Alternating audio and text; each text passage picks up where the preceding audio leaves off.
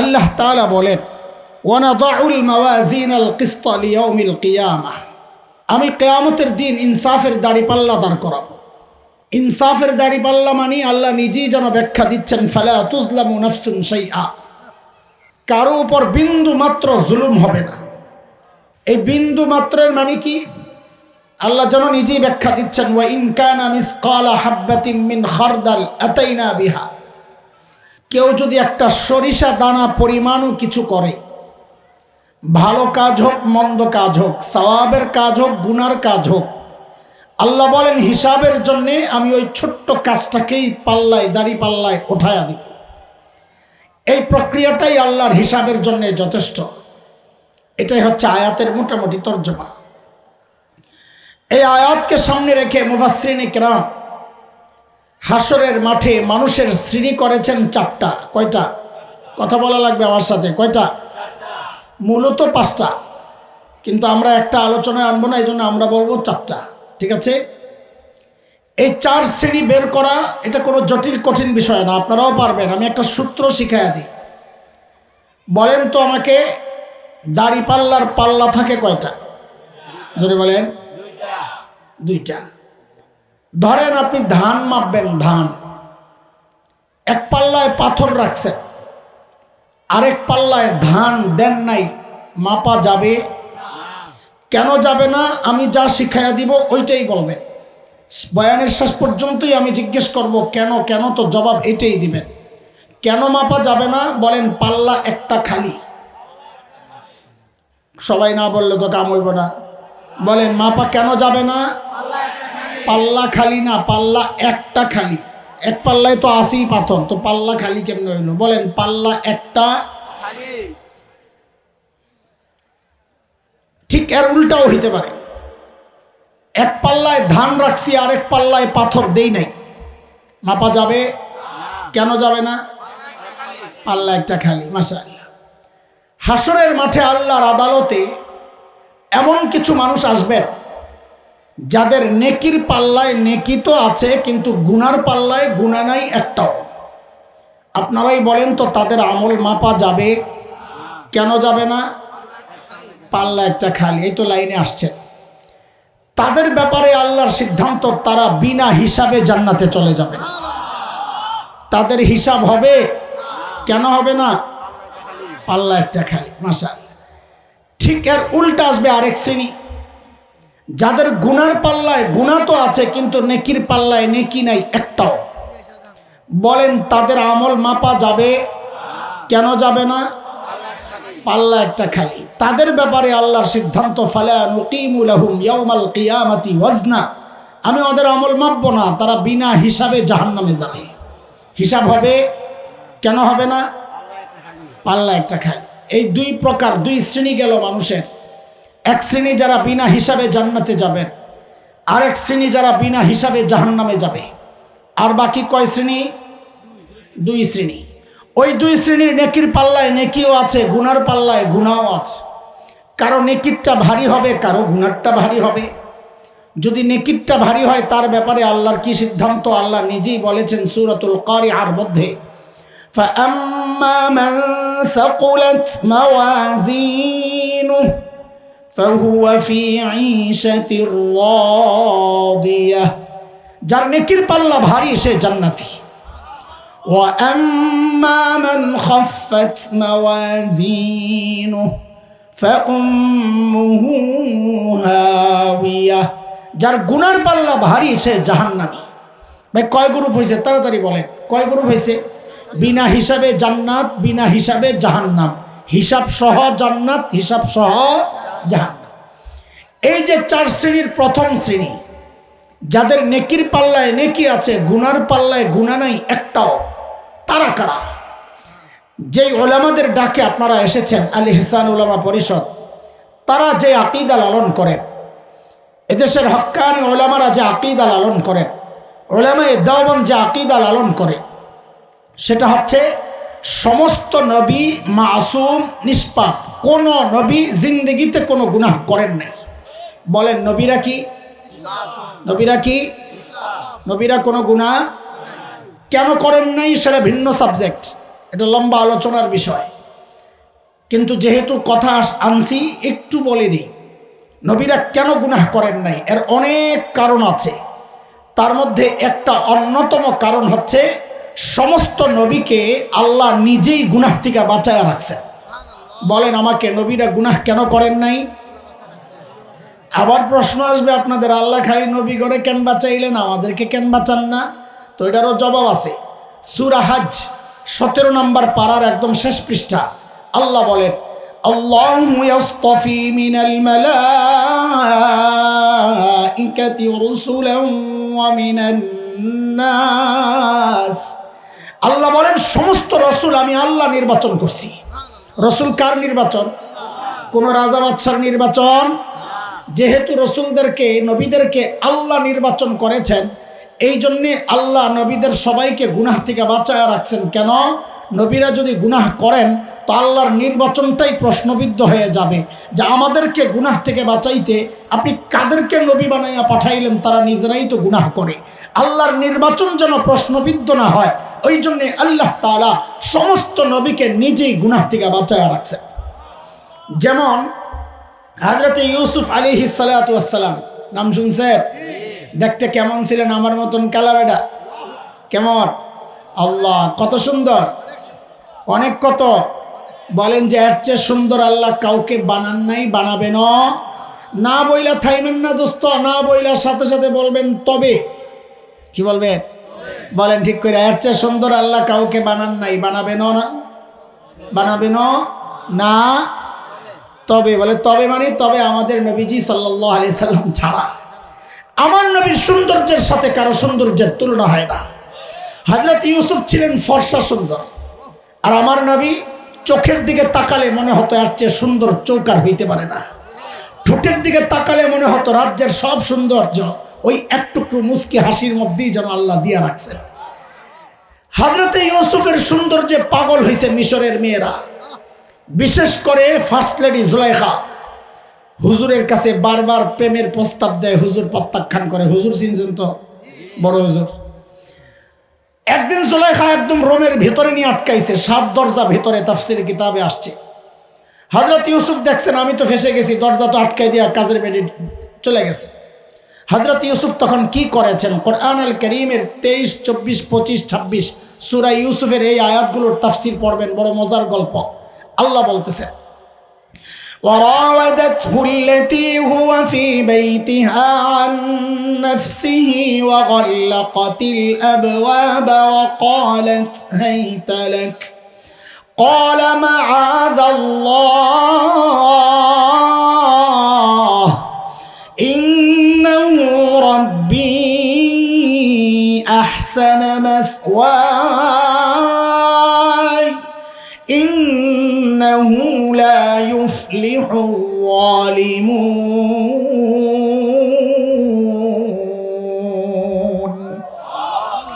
হযরত ইউসুফ বিপদে পড়ে দিয়েছেন এক চিৎকার, আল্লাহ আমারে বাঁচা। কারে ডাক দিছেন? 24 নম্বর আয়াতে আল্লাহ বলেছেন আমি বাঁচাইয়া দিছি। তো নবীদেরকে কে বাঁচান? 25 নম্বর আয়াত থেকে আল্লাহ জানাইয়া দিয়েছেন কেমনে বাঁচাইছেন। এটা আমার প্রসঙ্গ না, কিন্তু একটা মেসেজ আছে কোরআনের শেষে, এটা বলার জন্যে গল্পটাকে আমি একটু আগায় নিতে চাই। কেমনে বাঁচাইছেন আল্লাহ নিজেই বলছেন, ওয়াস্তাবাকাল বাব وقدت قميصه من دبر وألف يا سيدها لدى الباب قالت ما جزاء من أراد بأهلك سوءا إلا أن يسجن أو عذاب أليم।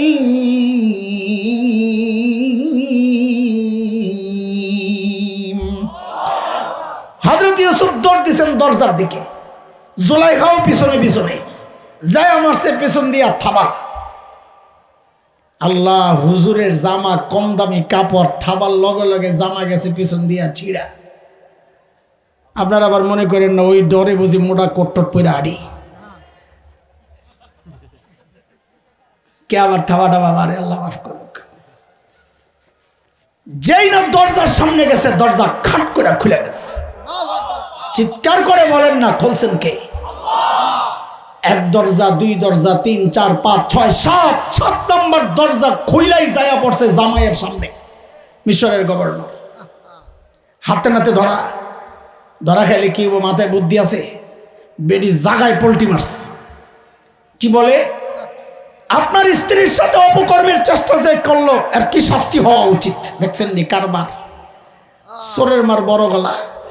একটু বলেন তো অপরাধ করছে কে? দোষ চাপাইতেছে কার কান্দে?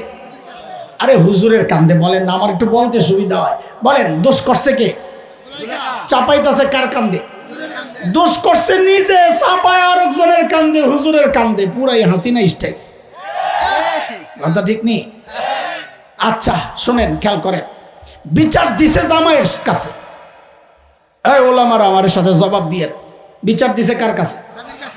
আচ্ছা, যে বিচার দেয় রায় কি উনি দেয় না আদালত দেয়? বিচারক দেয়। এখানে বিচার দিছে জুলাইখা জামাইয়ের কাছে, তো রায় কে দিবে? জুলাইখা দিবে না জামাই দিবে? অথচ জুলাইখা নিজেই রায় দিতেছে। কি কয়? কহরে জেলখানায় ঢুকান, নাইলে কঠিন একটা মাইল লাগাইয়া দেন। কেন জুলাইখা রায় দেয় কেন? কয়টা ক্ষমতার দাপট। ক্ষমতার দাপট থাকলে রায় আদালত দেয় না, আদালতে রায় লিখিত পাঠায়া দেয়, আর বিচারক ওই রায় দেখা দেখা শোনায়া দেয়। মনে করছেন নতুন সিস্টেম? এটা পুরান সিস্টেম। মিশরের গভর্নর তো যা বুঝার বুঝছে, কিন্তু দলের লোক তো না দেখার একটা ভান করতেছে, না বুঝার একটা ভান করতেছে। ইউসুফ কি খবর বলো? সাইয়েদরা ইউসুফ বলেন, হি আরাওয়াদাতনি আন নাফসি, আমি কিচ্ছু করি নাই, যা করছে মহিলা। বলে তুমি যে করো নাই প্রমাণ দাও। এই যে আরেকটা 2 নম্বরই। কটা বুঝাম? আমার খালি সিপা দিয়ে খালি 2 নম্বরই সহ পড়ে। আরেকটা 2 নম্বরই কেন? দুনিয়ার আইন আদালত, ইসলামী আইন আদালতের সিস্টেম হচ্ছে প্রমাণ দেয় বাদী, অভিযোগকারী। আমরা আরবিতে পড়ছি আল বাইয়িনাতু আলাল মুদ্দাই। প্রমাণ কে দেয়? অভিযোগকারী। এখানে অভিযোগকারী কে? কথা বলে না কে? কাজে প্রমাণ কার দেওয়ার কথা? চাওয়া হচ্ছে কার কাছে? হুজুরের কাছে। কার কাছে? নিয়ম ঠিক আছে না উল্টাইছে? কেন উল্টাইলো? ক্ষমতার দাপট। কিসের দাপট? ক্ষমতা থাকলে নিয়ম উল্টানোই নিয়ম হয়ে যায়। আরে কথা কও ঠিক কিনা? সাইয়েদনা ইউসুফ চিন্তা করেন, রোবের ভেতরে ছিলাম আমি আর মহিলা, আমি এখন প্রমাণ পাবো কোথায়? কিন্তু নবী ইউসুফের ঈমান আমার আপনার ঈমানের মতো নড়ে বড়ে কোনো ঈমান না, এটা ছিল নবীওয়ালা ঈমান।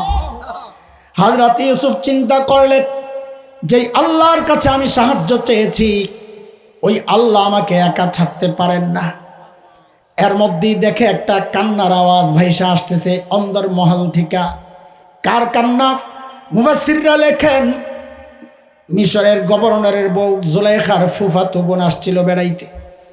ওই মহিলার ছোট্ট এক দুধের ছেলে বাচ্চা ছেলে।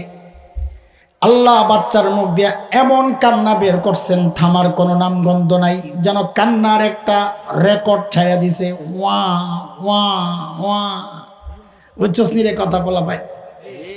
হযরত ইউসুফ চিন্তা করলেন, এই রহস্যজনক কান্নার মধ্যেই আমার কোনো মুক্তির ব্যবস্থা আমার রব রেখেছেন। বললেন, আমার পক্ষে সাক্ষী দিবে ওই ছোট্ট বাচ্চাটা। জুলাইখা মনে মনে চিন্তা করতেছে, চান্দু মোল্লা খাইছো ধরা, পিচ্ছি রে বানাইছো সাক্ষী। ওরে জিজ্ঞেস করবে, আয় পিচ্ছি অপরাধ কে করছে? পিচ্ছি বলবে ওয়ার খাইবা মায়ের। পিচ্চির কান্না বন্ধ হয় না। পিচ্ছি কান্না হচ্ছে, রাস্তার মধ্যেও পিচ্ছি কান্না করে। কিন্তু যেই না খালি নবী ইউসুফের সামনে পিচ্চির হাজির করা হয়, অমনি পিচ্চির কান্না সাথে সাথে বন্ধ। আরে জোরে সরে বলেন না, কান্না করাইছেন কে? বন্ধ করাইছেন কে?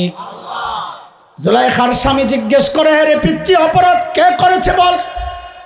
এখন পিচ্চি যদি ডাইরেক্ট বলে অপরাধ করছে জুলাইখা, তো দরবারের মুরগি চোরাগুলা লাভ দিয়া উঠবো। সব দরবারে তো মুরগি চোরা থাকে না? ওই দরবারের মুরগি চোরারা লাভ দিয়া ওইটা কি বলবি? এটা মোল্লার চালাকি, জাদু দিয়া বাইর করছে এই কথা। মোল্লারা কত ঢং যে জানে, কত নাটক জানে। ওই মোল্লা গো শাখা বাংলাদেশের মোল্লারা শাপলা চত্বরে রং মাইক্কা শুইয়া ছিল। কইছে না আরে কথা কইছে না? মোল্লারা কত নাটক যে জানে।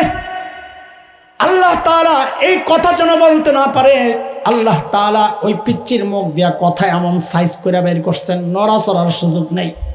পিচ্চি কি বলে? ইন কানা কামিসুহু কুদ্দা মিন কুবুল ফাসাদাকাত ওয়া হুয়া মিনাল কাযিবিন ওয়া ইন কানা কামিসুহু কুদ্দা মিন দুবুর ফাকাযাবাত ওয়া হুয়া মিনাস সাদিকিন। পিচ্চি কি কয় জানেন? কে অপরাধ করছে এটা না বইলা পিচ্চি বলে কি, হুজুরের জামাটা চেক করেন। কি কয়? হুজুরের জামা চেক করেন। করে জামা চেক করার সাথে কে অপরাধ করছে কি সম্পর্ক? কইরা দেখেন না। করলে কই যদি দেখেন জামার সামনে দিয়ে ছিড়া তো বুঝবেন হুজুরই দোষ করছে। জুলাইখা নিজেরে বাঁচাইতে গিয়ে দেখেন আগে হুজুরটা কইয়ালে যেন সন্দেহ না করে। যদি দেখেন জামার সামনে দিয়ে ছিড়া তো মনে করবেন হুজুর দোষ করছে। ধরতে গেছে জুলাইখা আত্মরক্ষার্থে ধাক্কা ধুক্কা দিছে, জামা হুজুরের সামনে দিয়া ছিড়ছে। আর যদি দেখেন জামা পিছন দিয়া ছিড়া তো বুঝবেন কেস ফিটিং, আপনার বউই অন্যায় করছে। হুজুর পালাইতে গেছে, পেছন দিয়া থাবা মারছে, জামা পেছন দিয়া ছিড়া লাইছে। ওই পোলাবান জামা কোন দিক দিয়া ছিড়া রে? ফালাম্মা রাআ কামিসাহু কুদ্দা মিন দুবুর قال إنه من كيدكن إن كيدكن عظيم। চেক করে দেখে জামা পেছন দিয়া ছিড়া। দেখাই মিশরের গভর্নর কয়, আরে জুলাইখা তোকে বেডিগো চক্রান্ত বড় মারাত্মক। এই ঠিক যে কস, তোর গলার আওয়াজ যদি বুঝ জ্বালায় ঘরে গেলে চেঁচা দিব। ব্যাক কর নাই। মাশাআল্লাহ। দোস্ত এই লম্বা গল্প শুনুন আমার মাকসাদ না, আমি তো জরুরি এক জায়গায় যাবো। আরে আরেক জায়গায় না, মানে আলোচনার নতুন জরুরি একটা জায়গা আছে আমার। আমি দ্রুত ওদিকে আগানোর চেষ্টা করতেছি। গল্প এত লম্বা আনলাম কেন? যদিও কোরআনের গল্প, আনলাম একটা মেসেজ, কোরআনী মেসেজ শোনানোর জন্যে। যখন পরিষ্কার হয়ে গেল কে অপরাধী, তখন মিশরের গভর্নর হযরত ইউসুফকে একটা উপদেশ দিছেন, ইউসুফ আরিদ আন হাযা, ব্যাপারটা একটু এড়াইয়া যাইও, ঘাটাঘাটি করো না, তোমারও ইজ্জত আমাদের ইজ্জত, চুপচাপ থাকো। এরপর জুলাইখাকে যে উপদেশটা দিছে এটা আমাদের সবার জন্য উপদেশ। কি সেটা? ওয়াস্তাগফিরি লিযামবিক ইন্নাকি কুনতি মিনাল খাতিইন। অপরাধ কইরা আবার বড় গলায় কথা কও কেন? অপরাধ কইরা আরেকজনের কান্দে চাপাও কেন? অপরাধ যে করে তার উচিত আল্লাহর কাছে মাফ চাওয়া, ক্ষমা চাওয়া, তারপরে এটাই তার কাজ। তাইলে আশা করা যায় একটা সুরাহা হবে। এটা দুনিয়াবাসীর জন্যও মেসেজ, বর্তমান সময়ের জন্যও মেসেজ। অপরাধ করেছ, গুম করেছ, খুন করেছ, দেশের টাকা বিদেশে পাচার করেছ, দেশকে বিক্রির পায়তারা করেছ, ভারতের দাবিদার রাষ্ট্র বানায় ছাড়ছ, এরপরে আবার বড় বড় কথা কও, আরেকজনের কান্দে দোষ চাপাইতে চাও, হুমকি ধমকি দাও, দেশকে অস্থিতিশীল করার চক্রান্ত করো। চলবে না। যদি দেশের রাজনীতি করতে হয় আল্লাহর কাছে, দেশের জনগণের কাছে ক্ষমা চাই আসতে হবে। ক্ষমা না চাইলে জালেমদেরকে কোনোদিন দাঁড়াতে দেওয়া হবে না, দাঁড়াতে দেওয়া হবে না। থাকবেন তো আপনারা? আবার দৌড় দিবেন? আপনাদের একটা বদ অভ্যাস আছে, আপনারা ঠিক বলেন এখানে, ভোট দেন ওখানে। এটাও ঠিক না। মাহফিলে যাই ঠিক কয়, ঠিক ভোট কেন্দ্রে কইলে হুজুররা পাস করতো। কথা ঠিক কিনা? হ্যাঁ, আমার কথা কয় না, ধরা খাইছে। আই তাড়াতাড়ি আগাইতে হবে। এক শ্রেণী বিনা হিসাবে জান্নাতে যাবেন তারা কারা? হযরত আম্বিয়া আলাইহিস সালাম বলেন, তাড়াতাড়ি বলেন, আমাকে আগায়া দেন না একটু। তারা কারা? নবীরা। এখানে এই উম্মতেরও ৭০,০০০ দল বিনা হিসাবে জান্নাতে যাবেন, যেই প্রত্যেক দলে আবার ৭০,০০০ থাকবে। আমি ওই বিষয়ে আলোচনায় যাব না, লম্বা হয়ে যাবে। আমাদের দ্বিতীয় শ্রেণীটা আলোচনার মূল পয়েন্ট, এটা একটু তাড়াতাড়ি আনতে চাই। দ্বিতীয় শ্রেণী কারা? যাদের গুনার পাল্লায় গুনাহ আছে, নেকির পাল্লায় নেকি নাই একটাও। মনে আছে কথা? তাদের ব্যাপারে আল্লাহর সিদ্ধান্ত কি? বিনা হিসাবে। আচ্ছা শোনেন তো, একটা মানুষের জীবনটা সারা জিন্দিগিতে একটা ভালো কাজও করে না, এটা কিভাবে সম্ভব? নেকির পাল্লা একটা নেকিও নাই। এই ফেরাউন কি জীবনে কোনো ভালো কাজ করে নাই? কি করছে কোন তো? না না, পিছন দিয়ে একটা আওয়াজ আসছিল। হ্যাঁ দেখছেন, একজন নবীকে পালছে। নবী মুসা আলাইহিস সালামকে পাইলা ফেরাউন বড় করছে। আপনারা একটা হুজুর বাচ্চা পালতে যান না, ফেরাউন একজন নবীরে পালছে।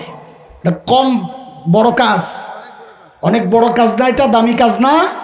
এই কাজটা ফেরাউন করছে, কিন্তু কই যাব বিনা হিসাবে? কারণ কি? আপনাদেরকে জবাবটা দেওয়ার জন্য আমি একটা জায়গা স্পেস বানিয়ে দিতেছি। সেটা হচ্ছে ঈমান ছাড়া কোনো ভালো কাজের হিসাব হয় না। বলেন বলেন, ঈমান ছাড়া কোনো ভালো কাজের। তাইলে এবার আপনারা জবাব দেন, যাদের গুনার পাল্লায় গুনাহ আছে, নেকির পাল্লায় নেকি নাই, একটাও তারা কারা? বলেন। হ্যাঁ হ্যাঁ বলেন, আমি এই কথাটা বলার জন্যই তো জায়গাটা তৈরি করে দিছি। জোরে বলেন, তারা কারা? সবাই বলেন। তো ওইটা তো আপনারাও জানেন, আমিও জানি। এই জন্যই এই কথাটা আনছি, যেন আপনারা মনোযোগ ওই দিকেই থাকে, আরেক দিকে না যায়। কিন্তু আমি কথা কম আরেক জায়গায়। এই কাফের বেঈমানকে নিয়ে কথা বলা আমার উদ্দেশ্য না। সমাজে এমন একটা শ্রেণী আছে যাদের নাম মুসলমান, যারা নামাজ পড়ে, যাদের মৃত্যুর পর জানাজাও হয়, যাদের কুলখানিও হয়, 40 হয়, তাহাজ্জুদও পড়ে। আবার এমন লোকও পাওয়া গেছে 80 টাকা তোলা। সুবহানাল্লাহ। কিন্তু কোরআনের ভাষায়, কোরআনের সিদ্ধান্তে, আল্লাহর সিদ্ধান্ত, তারা বিনা হিসাবে জাহান্নামে যাবে। তারা কারা? সূরা বাকারায় আসছে। এই খুব মনোযোগ লাগবে, স্পর্শকাতর বিষয়। আল্লাহ বলতেছে, ومن يرتد منكم عن دينه فيمت وهو كافر فأولئك حبطت أعمالهم في الدنيا والآخرة وأولئك أصحاب النار هم فيها خالدون।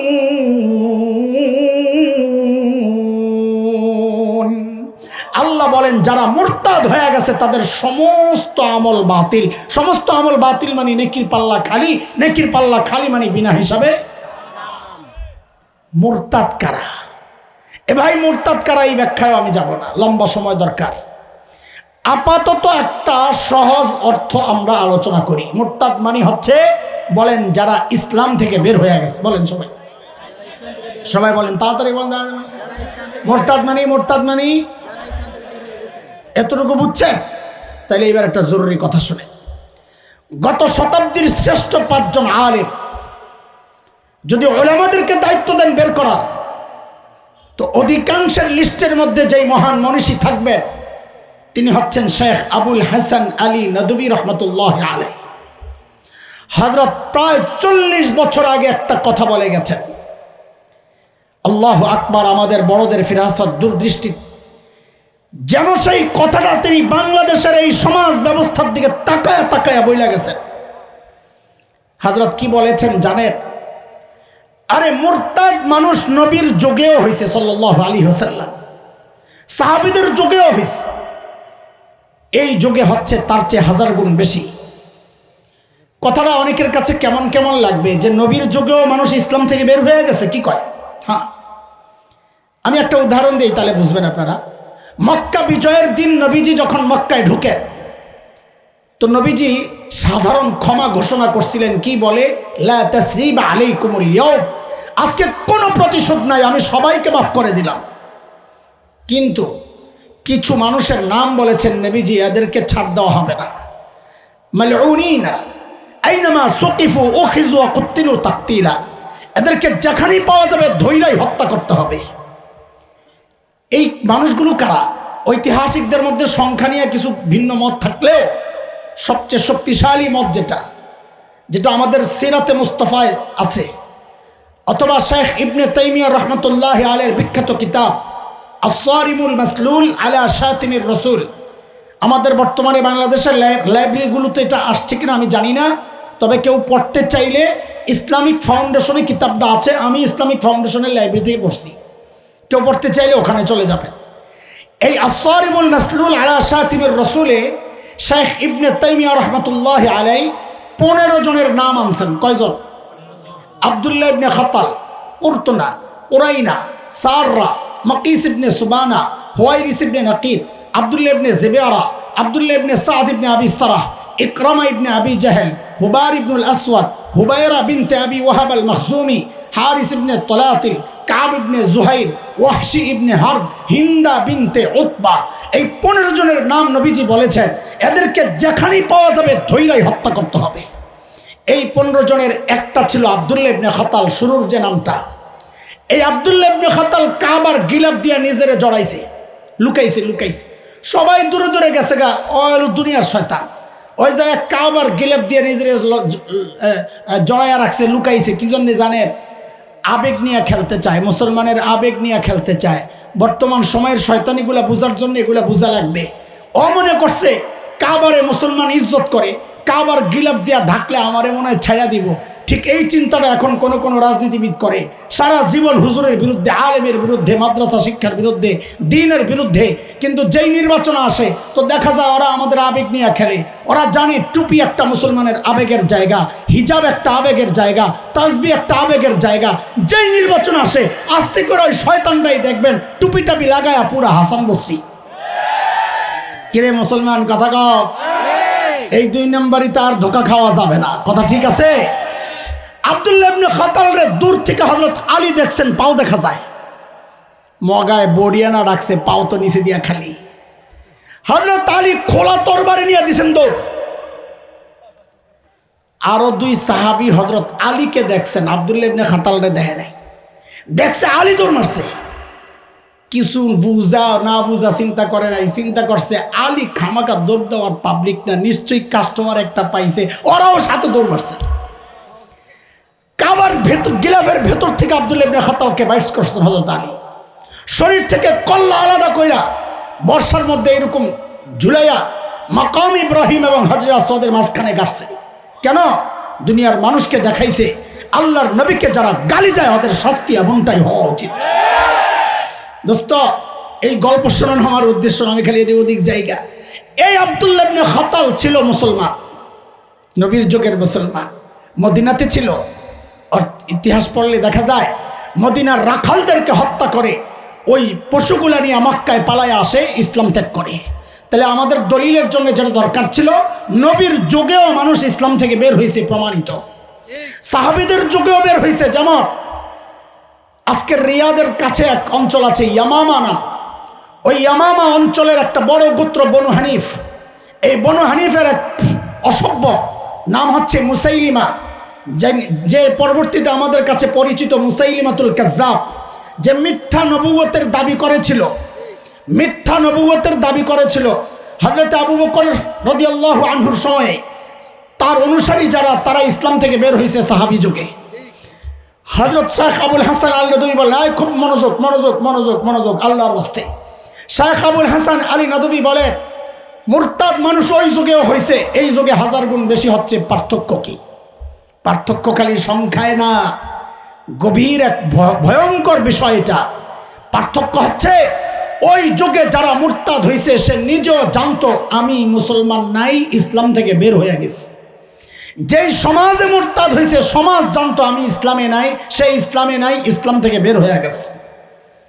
কিন্তু আফসোস, এই যুগে যে মুরতাদ হচ্ছে ও নিজেও জানে না, খবর নাই আমি ইসলাম থেকে বের হয়ে গেছি। যেই সমাজে মুরতাদ হয়েছে সমাজেরও খবর নাই, সে ইসলাম থেকে বের হয়ে গেছে। সমাজের খবর নাই, এটার 3টা উদাহরণ দেই আমি, তো বুঝবেন আপনারা। 2013 ঢাকার শাহবাগের গণজাগরণ মঞ্চের কথা মনে আছে? যুদ্ধাপরাধীদের বিচার ত্বরান্বিত করার দাবিতে সে মঞ্চ বসেছিল।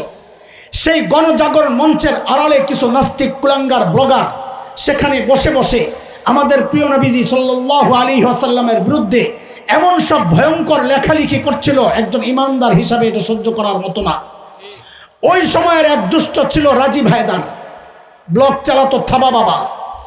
এই রাজীব হায়দারকে এদেশের কিছু ইমানদার যুবক, নবী প্রেমিক, সত্যিকার আশেক রাসূল, আমি দৃঢ়ভাবে বিশ্বাস করি ওই যুবকদের ঈমান আমি হাসান জামিলের ঈমানের চেয়ে শক্তিশালী। কেন? নবীর প্রেমের নিদর্শন হিসাবে যে কাজটা ওই যুবকরা করতে পেরেছে আমি হাসান জামিল করতে পারি নাই। ওরা কি করেছে?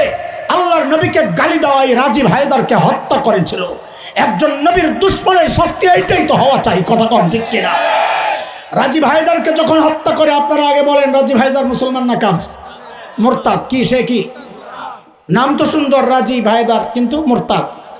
অথচ দেখেন ওই সময়ে তৎকালীন পলাতক, আজকের পলাতক প্রধানমন্ত্রী শেখ হাসিনা সংসদে দাঁড়ায় বলেছিল রাজীব হায়দার হচ্ছে দ্বিতীয় মুক্তিযুদ্ধের প্রথম শহীদ। আপনারা বুঝেন নাই না কি? বুঝলাম না। নাউজুবিল্লাহ কি বাড়ির যায়া পড়বেন? আরে আল্লাহর নবীরে যে গালি দেয় সে শহীদ হয় কি করে? কারণ সমাজ জানে না সে ইসলাম থেকে বের হয়ে গেছে। আরো দেখেন মুসলমানের জানাজা হয় ঠিক আছে, কিন্তু কাফের জানাজা হয়, অথচ আর জানাজা হইল শাহবাগে। শাহবাগে কেন? সমাজ জানে না সে ইসলাম থেকে বের হয়ে গেছে, জানাজা তো পড়বেই। বাকি আপনাদের কারো প্রশ্ন থাকতে পারে, হুজুর আপনার মতো কোনো আলেমই তো জানাজাটা পড়াইছে, আপনারা জানাজা না পড়াইলেও তার জানাজা হইতো না। বিষয়টা এমন না, আমরা না পড়াইলেও জানাজা পড়ে নেব। কুষ্টিয়ার এসপি কইছিল হুজুরকে জানাজা লাগবো না, আমরাই পড়াইতে পারবো। তারপরেও বলি আমার ওই আলেম ভাইকে জোরপূর্বক নেওয়া হয়েছে, নিচে নিচে ওরা ওদের শক্তি দেখায়া দিছে। মাওলানার শক্তি দেখায়া দিছে। কি করছে? অজু সারা নামাজ পড়াইয়া দিছে। কারবার হইছে না? পরের দিন পত্রিকায় আসছে 3 তকবীরে জানাজা। এই জানাজায় তকবীর কয়ডা রে পোলাপাইন? কথা কয় দিছে কয়ডা? আমি এক ভাইরে জিজ্ঞেস করলাম, আচ্ছা পিছনে এত মানুষ, কেউ লোকমা দেয় নাই যে তকবীর 3টা হইছে? ওই আল্লাহর বান্দার জবাব একটা দিছে দারুণ। পিছনে যেই খাটাসটি দাঁড়াইছে ওরা জানলে না জানাজায় তকবীর কয়ডা? আরে ভুল ধরার জন্য তো জানা লাগবে। সমাজ জানে না, সে নাস্তিক হয়ে গেছে, ইসলাম থেকে বের হয়ে গেছে, এই জন্যে জানাজা পড়েছে। উদাহরণ নাম্বার 3, গত কয়েক সপ্তাহ ধরে বাংলাদেশে এক আওয়াজ আউল বাউল ফাউলদেরকে নিয়ে, আউল বাউল ফাউলদেরকে নিয়ে। শুনেন, বাউল এটা ভিন্ন এক ধর্ম, ইসলামের সাথে কোনো সম্পর্ক নাই। আপনার যদি সন্দেহ সংশয় থাকে আমি একটা সূত্র বলে দেই। নাস্তিক আহমদ শরীফের নাম মনে থাকার কথা। আমি যেই মহল্লায় থাকি, যেই গলিতে থাকি, আমার কয়েক বাসার পাশেই তার বাড়ি, আমি খুব ভালো করে চিনি। এই নাস্তিক আহমদ শরীফ একটা বই লিখেছে বাউলদেরকে নিয়ে, বাউল তত্ত্ব। ওই বইটা যদি কেউ পড়ে মুসলমান হওয়া লাগবে না, মেজাজ যদি সুস্থ থাকে সেও থু মারবে যে এটা কোনো মানুষের চরিত্র হইতে পারে। আরে কুত্তার চরিত্র এত খারাপ না, বাউলদের চরিত্র স্বভাব যে সিস্টেম তাদের এতটা নষ্টামি তাদের মধ্যে। অথচ আমরা কি দেখলাম? বাংলাদেশের এক বাউল বিখ্যাত আবুল সরকার, বাউল আবুল সরকার, সে আমার আল্লাহকে নিয়ে কি জঘন্য উক্তিগুলো করলো। কোরআন আল কারীমের এক শ্রেষ্ঠ সূরাতুন নাস নিয়ে কি জঘন্য উক্তিগুলো করলো। মুসলমানদের কলিজায় লেগেছে। এদেশের কিছু তাওহীদি জনতার প্রতিবাদের মুখে আবুল সরকারকে যখন গ্রেফতার করা হয়, তার প্রতিবাদে বাউলরা যখন আবার রাস্তায় নামে, তাওহীদি জনতার পিটুনি খায় যখন পুকুরে লাফায় পড়ে, তখন আমরা দেখেছি এই নাস্তিক আর মুরতাদ বাউলদের পক্ষ নিয়েও একটা সমাজ দাঁড়াইছিল। কেন দাঁড়াইছে? সমাজ জানে না তারা ইসলাম থেকে বের হয়ে গেছে। আমরা অবাক বিস্ময়ে লক্ষ্য করেছি, এদেশের এক শীর্ষ দলের শীর্ষ নেতা তিনি এতটা অবাক হয়েছেন যে বাউলদের গায়ে আঘাত, এটা আমাদের গায়ে আঘাত, আমার চেতনায় লেগেছে। ওরে বাপরে বাপ, বাউলরে মারার কারণে কি ওনার চেতনায় আঘাত লেগেছে। আয় হায়, আমরা বলি সামান্য ভোটের জন্যে ঈমান আপনারা বিক্রি করতে পারেন। আপনাদের যেই চেতনা এটা লেগেছে, শুনেন স্পষ্ট কথা, এটা তাওহীদি জনতার প্রত্যেকটা মানুষের হৃদয়ের কথা। যেই চেতনা আমার ঈমানের বিরুদ্ধে দাঁড়ায়, যেই চেতনা আমার চিন্তা চেতনা আকীদা বিশ্বাসের বিরুদ্ধে দাঁড়ায়, খোদার কসম ওই চেতনা আপনাদের মতো ভোটের রাজনীতির সন্ত্রাসীদের হইতে পারে, ঈমানদারের চেতনা না। বরং আমরা ওই চেতনার উপর লাথি মারি। ওলামারা ডাক দিলে আইসেন না, কারণ এটা তো বিশৃঙ্খলা সৃষ্টি হয়, দেশের স্থিতিশীলতা নষ্ট হয়। শুনে আপনাদেরকে একটা আহ্বান করে যাই, বহুবার আপনাদেরকে দেখেছি ঈমানের ব্যাপারে যখন আলেমরা ডাক দিয়েছেন, আপনারা ওই ডাকের মধ্যে রাজনীতির গন্ধ পেয়েছেন। দোস্ত, সব জায়গায় রাজনীতি তালাশ করেন না, এটা রাজনীতির ব্যাপার না, এটা আমার ঈমান আর অস্তিত্বের ব্যাপার। দেশের স্বাধীনতা, সার্বভৌমত্ব, ঈমান আর ইসলাম যদি আক্রান্ত হয় আর ওলামারা যদি ডাক দেন, ওলামাদের বিরুদ্ধাচরণ নয় দোস্ত, ওলামাদের পাশে দাঁড়াতে হবে, আলেমের হাতে হাত রাখতে হবে, কাঁধে কাঁধ মিলিয়ে মুষ্টিবদ্ধ হাত উঠিয়ে একসাথে উচ্চারণ করতে হবে শাহজালালের এই জমিনে, হযরত হাফিজের এই জমিনে, আল্লামা আহমদ শফীর এই জমিনে নাস্তিকতার চর্চা করতে দেওয়া হবে না, দেওয়া হবে না।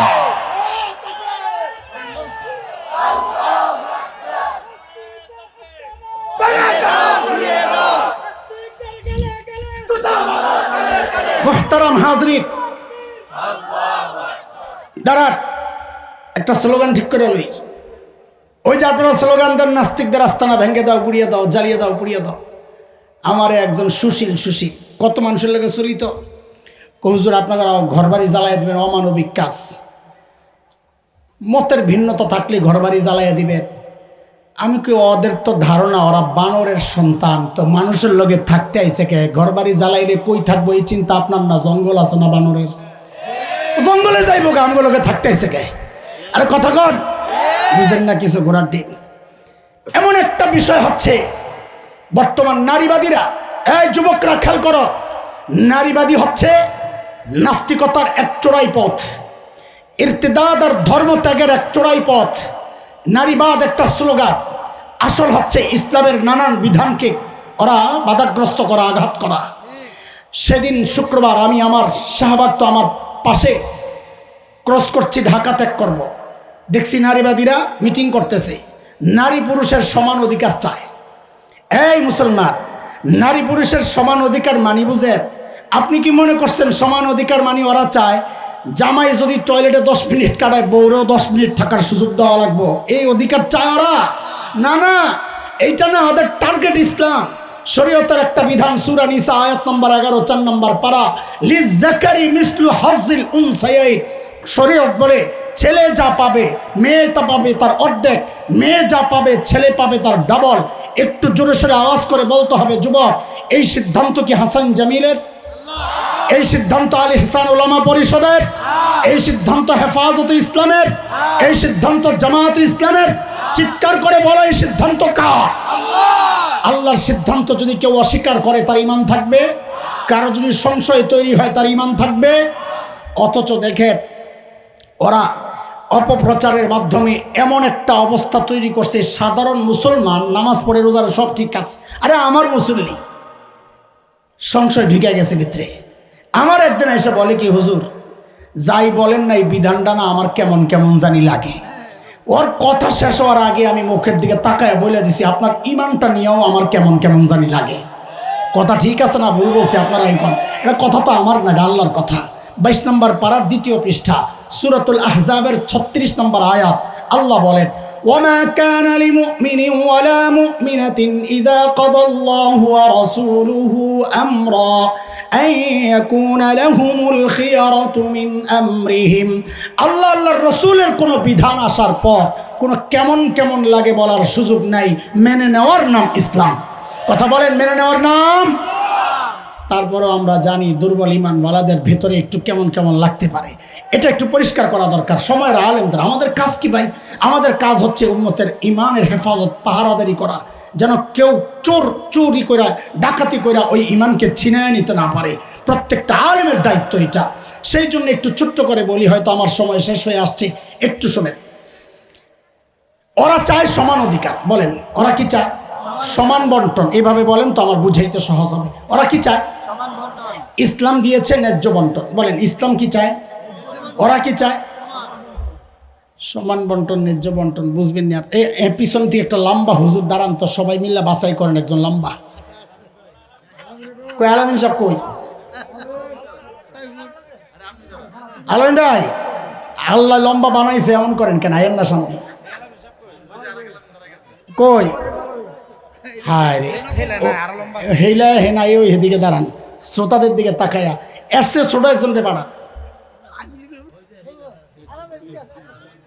দ্রুত দ্রুত, এত সময় নেওয়া যাবে না। না, এই দুইজনের মাঝামাঝি একজনকে পাঠান। না ওটা তো ছোট। আচ্ছা হ্যাঁ ঠিক আছে, চলবো। আও তারা সাইডে পাঠান। তুমি সাইডে আসো, আব্বা সাইডে আসো, এই পাশে আসো, ওই সোজা একদম ওদিকে। দেখছেন, পারফেক্ট সাইজ বের করা আমার সময় নেই, শুধু অনুমান নির্ভর বুঝালন। প্রথম জনের যেই সাইজ, দ্বিতীয় জন 2 ইঞ্চি ছোট মনে করে লন, ঠিক আছে? 2 ইঞ্চি ছোট তো বুঝছেন, 4 আঙ্গুল। 3 নাম্বারটা আরও 2 ইঞ্চি ছোট, আরও 4 আঙ্গুল। প্রথম জনের থুতনি বরাবর একটা দেয়াল গেছে সোজা, তাহলে বলেন তো দ্বিতীয় জনের কোন বরাবর যাইব? চোখ বরাবর, ঠিক কিনা? তৃতীয় জনের কোন বরাবর যাইব? মাথার উপরে দিয়া, ঠিক কিনা? এখন দেয়ালের ওই পাশে এমন একটা কিছু চলছে যা 3 জনের দেখা দরকার। দেখবে কয়জন? কয়জন? হুজুরের একটু মায়া লাগছে, আরে পোলাপিন্ডি দেখতে পারতেছে না, 3টা ইট পাঠায় দিছে, নে তোরা ইট দিয়ে দেখ। কয়টা? কয়টা? এখন সমান অধিকার ওলা করে যদি দায়িত্ব দেন, এই 3টা ইট করে বন্টন করে দে। তার করে সমান অধিকার, বৈষম্য আমরা মানি না। 3 জনের সমান সমান 3টা দিয়ে দাও। আচ্ছা আপনারা বলেন, 3 জনের যদি 3টা দেয়, প্রথম জনের তো ইট সারা এসে দেখতো, ওই ইটটা হের বেকার কিনা? বেকার। দ্বিতীয় জনের দিলেও দেখবে, ঠিক না? 3 নম্বরটারে একটা ইট দিলেও দেখবে। তাহলে সমান অধিকার মানি কেউ না কেউ বঞ্চিত হবে। দেখছেন? সমান অধিকার মানি একজন কি হচ্ছে? বঞ্চিত হচ্ছে। কিন্তু যদি একজন আলেমকে দায়িত্ব দেন, ভাই এটারে ইসলাম মতো বাট করে দেন, তা আলেম বলবে ইসলামে সমান অধিকার নাই, ইসলামে ন্যায্য বন্টন আছে। ন্যায্য বন্টন করতে যাই প্রথম জনকে বলবে, হুজুর আল্লাহ আপনারে লম্বা বানাইছেন, শুক্রিয়া, আপনি ইটটা নিয়েন না, আপনি তো ইট ছাড়াই দেখেন। 2 নম্বরটারে বলবে, ভাই তোমার তো একটা হইলেই যথেষ্ট, লও তুমি একটা লও। 3 নম্বরটাকে বলো, রে বাবা তুই 2টা লও। এখন 2টার উপর দাঁড়াইলেও দেখবে কিনা? একটার উপর দাঁড়াইলে মাঝখানেরটা দেখবে কিনা? কোনোটা ছাড়াই 1 নম্বর জন দেখবে কিনা? কেউ বঞ্চিত হয়েছে কিনা? তাই এবার বলেন আপনারা, সমান বন্টনে ইনসাফ না ন্যায্য বন্টনে ইনসাফ? জোরে কন। ইসলাম ন্যায্য বন্টন করেছে না সমান বন্টন করেছে? হ্যাঁ, ইসলামের বন্টন জান না হয়েছে মিষ্টি খানগা যায় পিছনে। ইসলামের বন্টনে ইনসাফ না ওদের দাবিতে ইনসাফ? আচ্ছা না বুঝলে আরো বুঝেন, শুনে। ছেলে আর মেয়ে বাবার কাছে আর্জি করছে, আমগো আবুল খায়ের, আমার ছোট বোনের জামাই। এটা না বললেও চলতো, তাই না? কিন্তু বলা দরকার এই জন্যে যে কারো সিলাই সিন্নি খান, মিষ্টি খান, মোল্লা ছিলেন না, যে এই জন্যে বললাম যে ওই মোল্লা হইল আবুল খায়ের, হেরু সিলাই সিন্নি দি খাইতেছেন আর কি। আচ্ছা শোনেন, আবুল খায়ের পোলা মাইয়া যাবো নানার বাড়ি, যাও মানে বুঝেননি, দাও সামনে বলুন, বুঝা লইছে, আমি ব্যাখ্যা দেবো না। কিসে না যাও তো। বা আবুল খায়ের মেয়েরে দিছে 50 টাকা, কত? ছেলেরে দিছে 100 টাকা। হায় পাশের ফ্ল্যাটে থাকে এক নারীবাদী শুইনাই হাউকাউ শুরু করছে, হুজুররা খালি বৈষম্য করে মেয়েদের ব্যাপারে। মাইয়েরার দিল 50 টাকা, পোলাটার দিল 100 টাকা। দেখছো হুজুর কত খারাপ, টাকা পয়সার অভাব আছে, শুরু করছে। ফেসবুকে পোস্ট একটা দিয়ে লাইছে। কিন্তু পরে আবুল খায়ের যা বলছে এটা শুনেও না, শুইনাও না, শোনার ভান করে। পরে আবুল খায়ের কি কইলো, টাকাটা দিয়াই ছেলেরে কইলো, কি আব্বা যাইতে রিক্সা ভাড়া লাগবে 50 টাকা, আসতে লাগবে 50 টাকা, বা ভাড়াটা তুমি দিয়ে দিও। আচ্ছা এইবার কোন তো মেয়ের ব্যালেন্স আছে কত, ছেলের রয়েছে কত? 0। আসলে ঠকলো কে, ছেলে না মেয়ে? কাউরি ঠকানো হয় নাই, ছেলে তো বাইরে যায় কামাই টামাই করতে পারবো, ওই বিবেচনা করে ন্যায্য বন্টন হয়েছে, এখানে কাউরে ঠকানো হয় নাই। আচ্ছা এটাও যদি না বুঝেন তার একটা বুঝেন। মাহফিল শেষ, এখন হুজুররা একটু ফিরে ফ্রেশ হয়েছে, মাদ্রাসাওয়ালা বাজার করবে। বোর্ডিং ম্যানেজারের দায়িত্ব দিয়েছে, হুজুর বাজার কত লাগবে? বোর্ডিং ম্যানেজার বলে, হুজুর 5000 টাকা লাগবে। কত? জোরে কর। 5000। আবুল খায়ের ছেলে একটা আছে, কয় আব্বু আমি একটু বাজারে যাই। কয় যাও। মনে আসেনি? কি চায়? তা আবুল খায়ের পকেট থেকে একটা কসকসে 100 টাকার নোট বাইর করছে। মাওলানা আবুল খায়ের সাহেব কত বাইর করছে? 100 টাকা বাইর করে পিচ্চির সামনে ধইরা বলে, নে আব্বা মজা খাইস। দিছে কত? কি জন্যে? আর বোর্ডিং ম্যানেজারে দিছে কত? কি জন্যে? যেই না পিচ্চির সামনে 100 টাকা ধরছে, পিচ্চি 360 ডিগ্রি একটা মোচড় মারছে। আমার লাগবে না, সবসময় ক্ষিপ্টামি করো, ঠেকার অভাব আছে তোমার। আরে কি বলবি তো, আমি 100 নেব না। কত লাগবো? আমার 5000 দেওয়া লাগবে। কত? 5000 কেন? হুজুরে দিস? হুজুর তো বাজার করবে, আমিও তো বাজারে যাব, সমান অধিকার। আই খেয়াল করেন, এই পিচ্চির সমান অধিকার দাবি এটা যৌক্তিক না পাগলামি? জোরে চিৎকার দিয়া বলতে হবে, জোরে চিল্লাইয়া কইতে হইব, যৌক্তিক দাবি না পাগলামি? আরো জোরে। এই পাগলামি সমান অধিকারের নামে ওরা আমাদেরকে গেলাতে চায় কেমনে? এইবার চূড়ান্ত উদাহরণ বুঝেন, আমি আর দিতার না, আমার সময় নাই। ইসলাম ছেলেকে ভাগ দিছে 2। কত? পোলাপার মুখস্থ, জোরে জোরে কও, কত? দায়িত্ব দিছে 4টা, ভাগ দিছে কয়টা? দায়িত্ব দিছে কয়টা? মেয়েরে ভাগ দিছে কয়টা? দায়িত্ব জিরো। দায়িত্ব আমি এমনি বলছিলাম, আমি যেমনি কইছি আমার একটা গুলি মারতেছ যেন সংশয় বাড়িদের কলিজায় লাগে, সংশয় নিচে দিয়ে পুট করে বাইরে হয়ে যায়। ভাগ কয়টা? দায়িত্ব জিরো। আবার জিজ্ঞেস করে ঠিক মতন কবি না, মুরগি বানায় দেবো, পোলা পাইন্ডা কইতাছি। মেয়েরা ইসলাম ভাগ দিছে কয়টা? দায়িত্ব জিরো। ছেলেরে ভাগ কয়টা? দায়িত্ব কেমনে? চারটা। এইবার বুঝে।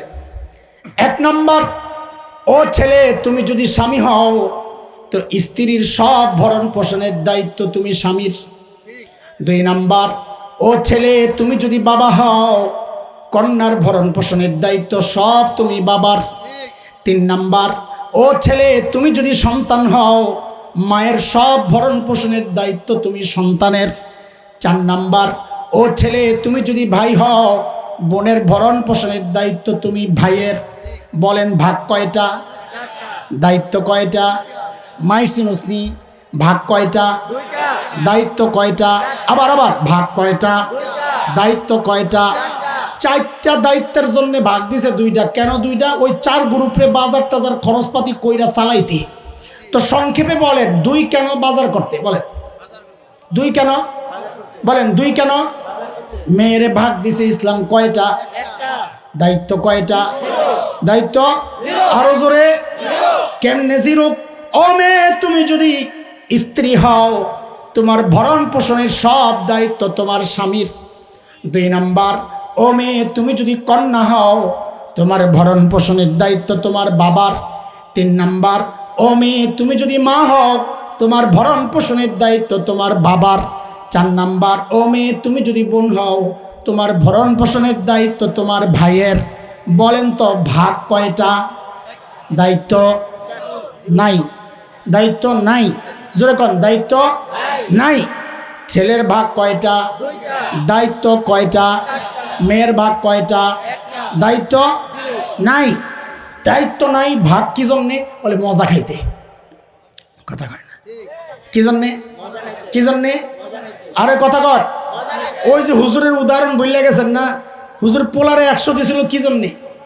ওই মজা খাওয়া গ্রুপ কি কইছিল সমান সমান, মনে আসেনি? এইবার দুইটার একখানে মিলে এখন ছেলের 2 কি জন্যে? বাজার করতে। হ্যাঁ সাবাস। ছেলের 2 কি জন্যে? মেয়ের 1 কি জন্যে? আবার আবার জোরে এবার একসাথে। ছেলের 2 কি জন্যে? মেয়ের 1 কি জন্যে? আবার আবার ছেলের 2 কি জন্যে? মেয়ের 1 কি জন্যে? এখন এই মজা খাওয়া গ্রুপ যদি বলে আমারও বাজারওয়ালার মতো সমান সমান দেওয়া লাগবে, বলেন এই দাবিটা যৌক্তিক না ওই হুজুরের ছেলের মতো পাগলামি? আর জোরে কোন যৌক্তিক দাবি না, এটা পাগলামি দাবি। ইসলাম যেটা দিয়েছে এটাই হচ্ছে সুন্দর সিস্টেম। ইসলাম সমান অধিকার, সমান বন্টন এগুলা বিশ্বাস করে না। ইসলাম বিশ্বাস করে কোন বন্টনে? জোরে কোন কোন বন্টনে? আচ্ছা ঠিক আছে, চলেন অনেক বেশি আপনার করে বুঝাই লাইছি, সময় যাইতেছে, বেশি বিরক্ত লাগতেছে। হ্যাঁ লাগলে কি আর কইবেন, এত কষ্ট করে আইছে, আমরা এখন বিরক্ত হইলে হইব? থাকেন আমরা বুঝি। কয় গ্রুপ হাসরের মাঠে? 1 নাম্বার বিনা হিসাবে, 2 নাম্বার বিনা হিসাবে, আর রয়েছে কয়টা? এই 2টা পরে কম পিছনেরটার পরীক্ষা লইয়া দিই। কি বুঝছেন এখন দেখা যাবে। এই 2টার মধ্যেই পরীক্ষা। আচ্ছা বলেন তো, কারো আমল নামায় নেকির পাল্লায়, নেকির পাল্লায় পাল্লা কয়টা? নেকির পাল্লায় গোটা বাংলাদেশটার যেই ওজন, বাপরে বাপ, আপনাকে এতটুকু জায়গার ওজন কদ্দুর আল্লাহ ছাড়া কেউ জানে না। কারণ মাটি কয়েক কিলো নিচে কে জানি।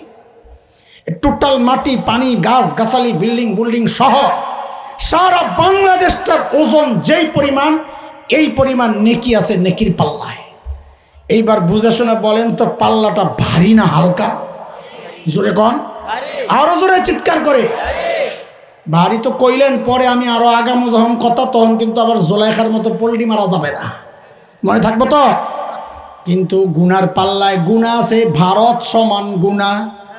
এইবার কন্ত নেকির পাল্লা বাংলাদেশ সমান নেকি দিয়া ভারী না হালকা? একটু আগে কি কইছেন? তো পোল্ট্রি মারলেন কি জন্য জায়গায় না বুঝা? আপনাদের বলা দরকার ছিল যখন বলেছি নেকির পাল্লায় নেকি আছে বাংলাদেশ সমান। এবার কোন ভারী না হালকা বলা দরকার ছিল হুজুর। পাশের পাল্লায় কি আছে আগে এটা বললে না বলবো, কারণ এক পাল্লা দিয়া তো বুঝার উপায় নাই ভারী না হালকা, এটা মাপের সিস্টেমই তো পারবো না। মনে আছে? এইবার বুঝা বলেন তো, নেকির পাল্লায় নেকি আছে 1 কেজি, কত বলেন তো, ভারী না হালকা? মাশাআল্লাহ। পরের পাল্লায় গুনার পাল্লায় গুনাহ আছে আধা কেজি, কদ্দুর বলেন তো? এইবার 1 কেজিওয়ালা নেকির পাল্লা ভারী না হালকা? হ্যাঁ হ্যাঁ, তো চিৎকার করে বলেন না আল্লাহু আকবার। কেন বুঝছেননি? পেশটা বুঝছেননি? বাংলাদেশ সমান নেকি দিয়াও নেকির পাল্লা ভারী বানানো যায় নাই, অথচ 1 কেজি নেকি দিয়াই নেকির পাল্লা ভারী হয়ে গেছে। কেন? কারণ নেকির পাল্লায় আমল কম না বেশি এটা দিয়া ভারী না হালকা নির্ধারণ হয় না, নেকির পাল্লা ভারী না হালকা নির্ধারিত হয় গুনার পাল্লা দিয়া। কি দিয়া? কি দিয়া? কি দিয়া? কি দিয়া? বলেন কি দিয়া? তো কি বোঝা গেল?